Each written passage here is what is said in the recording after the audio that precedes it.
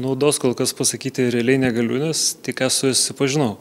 Bet sistema labai paprastai pateikta, aiškus principai, svarbu ją įsavinti ir naudoti.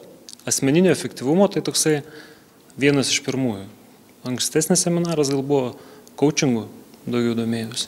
Ta prasme, coachingas jis gan irgi artimas, irgi klausimų pagalba galima rasti tikslus. O šis daugiau, jisai nuo pat pradžios apima iki pat pabaigos. Visas kelias, visa sistema, kaip tą tikslą siekti. Su vertybėm buvau susipažinęs anksčiau tiesiog minimaliai, jokių žinių nebuvo, tai turbūt vertybės.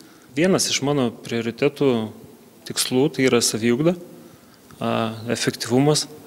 Tai tikslas ir būtų efektyvumo didinimas. Planuoju, gal mokusi planuoti metus laiko.